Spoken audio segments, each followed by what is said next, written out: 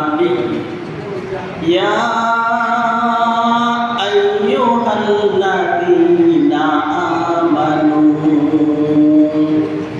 صلوا عليه وسلموا تسليما اللهم صل على سيدنا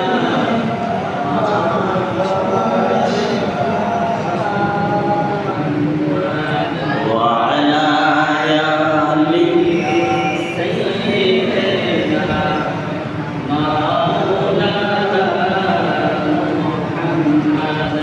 জোরে জোরে নবীর মুহাব্বতে সবাই পড়ুন আল্লাহুম্মা সাল্লি আলা সাইয়্যিদিনা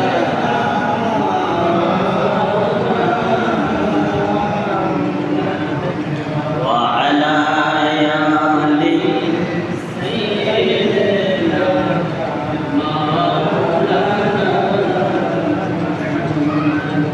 যতই দরুদ পড়ি হে রাসূল মোদের মনের তৃপ্তি মিটে না স্বপ্ন যোগে দাও দেখা এই তো মোদের আরাধনা আল্লাহুম্মা সাল্লি আলা সাইয়্যিদিনা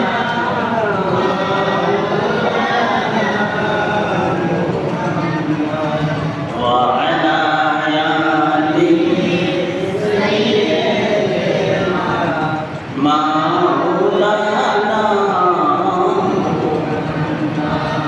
মানুষ পাগল কাবার জন্যে কাবা পাগল মাবুদের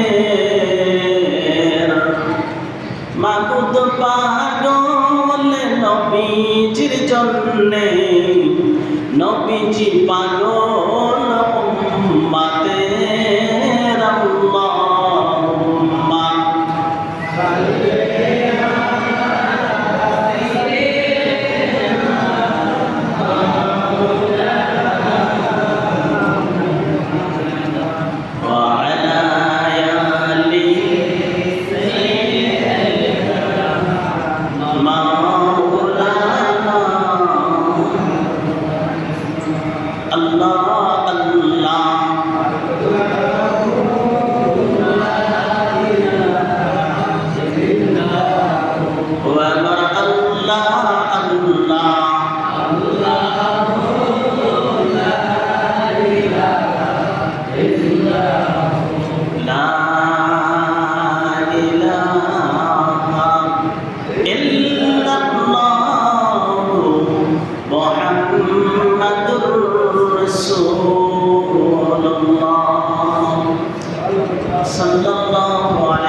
সাল্লি ঐতিহ্যবাহী ঐতিহ্যধন্য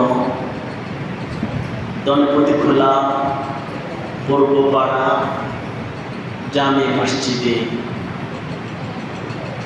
সম্মানিত শতজন শ্রদ্ধেয় প্রজ্ঞাপন আলেমে দ্বীন অত্র মসজিদের সম্মানিত ইমাম এবং খতিব হযরত মাওলানা মুহাম্মদ ইসমাইল হোসেন মাহমুদি সাহেব, অত্র মসজিদের সম্মানিত সানি ইমাম, অত্র মসজিদের পরিচালনা পরিষদের সম্মানিত সভাপতি এবং পরিচালনা পরিষদের সম্মানিত সদস্য মহোদয়, সালাতুল জুমা আদায় করার নিমিত্তে গ্রাম এলাকার সমাজের সর্বজন আল্লাহ প্রেমিক, নবী প্রেমিক, দিনদার মুসলমান ভাইয়েরা, দাড়িপাটনা মুরব্বী যুবক আমার ভাইয়েরা, ছোট্ট ছোট্ট মাসুম বাচ্চারা, মহান স্রষ্টা তারই দরবারে অসংখ্য শুকর।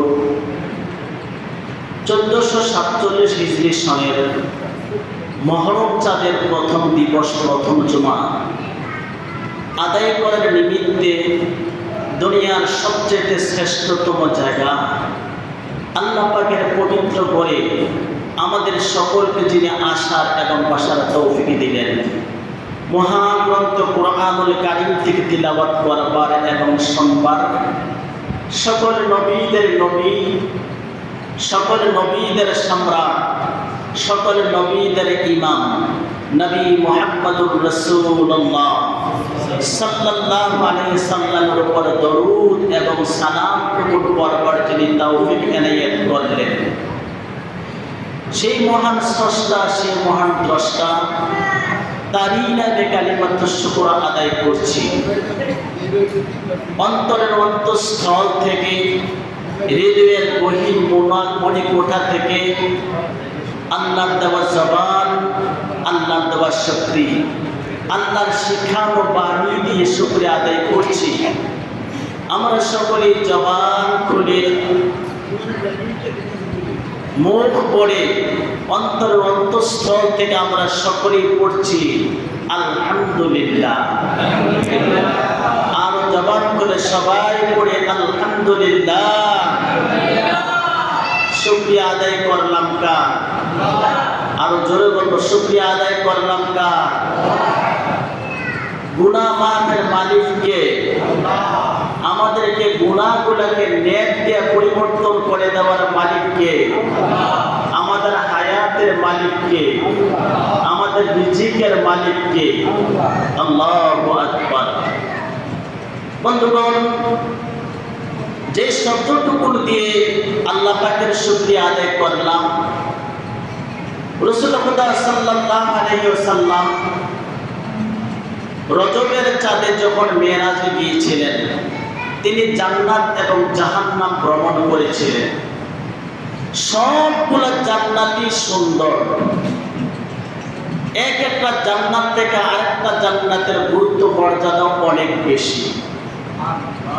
রাসূল আরবি সাল্লাল্লাহু আলাইহি সাল্লাম ফরমান, এই যে আপনারা এদিকে এসে পড়বেন, সবাই সামনে এসে পড়েন। হ্যাঁ, সপ্তাহে আধা ঘন্টার সময় অত্যন্ত মূল্যবান। আমার যেটা তথ্যগুলোর কথা আপনাদের হুজুর বলেন, আমি আজকে প্রায় 30 বছর পরে মনে এখানে আসছি। কয়েকবার 90 সনের পরে কয়েকবার জমা পড়ছিলাম। রাসূল সাল্লাল্লাহু ফরমান, জান্নাতীদের মধ্যে সবচেয়ে লোয়েস্ট যে জান্নাত, মানে সবচেয়ে নিচের যে জান্নাত, এই জান্নাতটা হবে এই পৃথিবীটার চাইতে একটা পৃথিবী যেমন 10টা পৃথিবী একত্র করলে যেমন সবচেয়ে নিম্নমানের যে জান্নাত, এমন 10টা পৃথিবীর সমান হবে একটা জান্নাত। সবগুলো জান্নাত তিনি পরিভ্রমণ করছেন, প্রদক্ষিণ করছেন, প্রদর্শন করছেন। হঠাৎ করে একটা জান্নাতের দিকে তাকিয়ে তিনি থমকে দাঁড়িয়ে গেলেন। জিজ্ঞাসা করলেন, হে আল্লাহ রাসূল সাল্লাল্লাহু আলাইহি সাল্লাম, এতগুলো জান্নাত আপনি দেখলেন, এই জান্নাতটার কাছে এসে দাঁড়িয়ে গেলেন, কারণ কি? রাসূল সাল্লাল্লাহু আলাইহি ওয়াসাল্লাম ফরমান, জিবরাইল, সবগুলো জান্নাত আল্লাহর নাজ দিয়া, নিয়ামত দিয়া, ফুল ফল দিয়া ভরপুর, সবগুলো জান্নাতই সুন্দর, তবে এই জান্নাতটা কেন যেন আমার কাছে সবচেয়ে বেশি সুন্দর লাগছে। আমার জানতে ইচ্ছে করছে এই জান্নাতের মালিকটা কে হবে। সুবহানাল্লাহ পড়ি। আসেন, জান্নাতের দরজার মধ্যে একটা নক করলেন। একবার, দুইবার, তিনবার নক করার পরে ভিতর থেকে আওয়াজ আসছে, কে আপনি? আমি জান্নাতের গায়ে আপনি স্পর্শ করলেন না, এই জান্নাত আপনি জানেন না। এই জান্নাত হচ্ছে শেষ জামানের নবী, নবী মুহাম্মদুর রাসূলুল্লাহ সাল্লাল্লাহু আলাইহি সাল্লামের অমুক উম্মতের জন্য এই জান্নাতটা আল্লাহ বরাদ্দ করে রেখেছে।